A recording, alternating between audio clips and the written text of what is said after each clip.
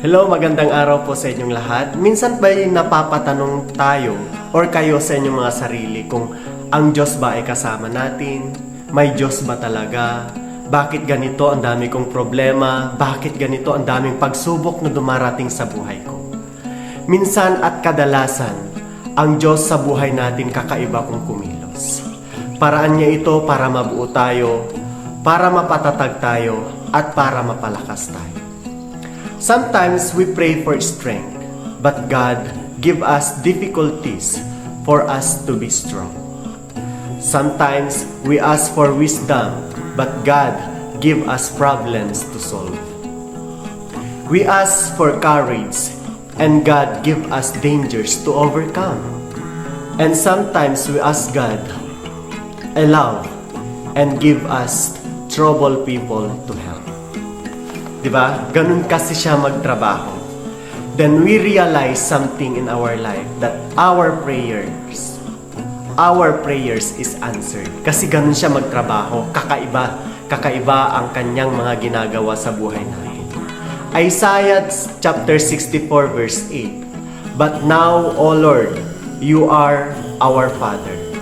We are the clay, and you are the potter. And all of us are the work of your hand.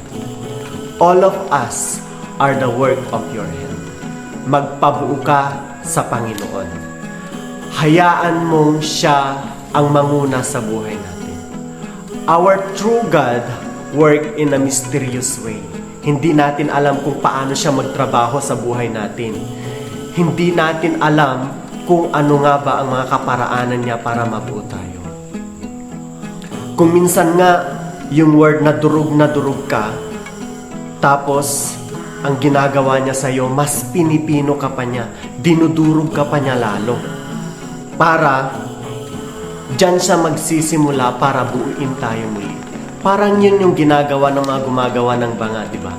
Pag nagkamali sila ng kanilang hulma sa isang banga, dinudurog nila ulit ito, ginagawang clay ulit, at bumubuo ulit sila ng mas maganda at mas maayos na clay. Kaya, hayaan natin na ang Diyos ang manguna sa buhay natin. Hayaan natin siya ang mag-guide sa anumang planuhin natin sa buhay. Hayaan natin siyang magmaneho sa buhay natin sa anumang ninanais nating marating sa buhay. Hayaan natin siyang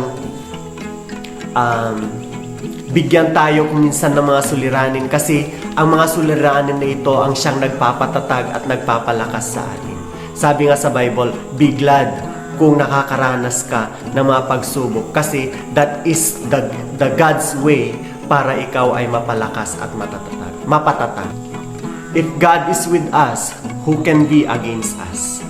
Anumang pagsubok, anumang suliranin, anumang kabigatan sa buhay, ang dumarating sa atin, pag ang Diyos ang nasa atin, huwag tayong mabahala, huwag tayong matakot, at huwag mangatwa. Yun lamang po at sana'y huwag kayong magsawang manood sa aking mga video at inspirational video. Pwede nating i-share ito upang mas marami pang mga tao ang ma-inspire, mapatatag, at mabuhay kasama ang Diyos sa buhay natin. Yun lamang at salamat. God bless po sa ating lahat.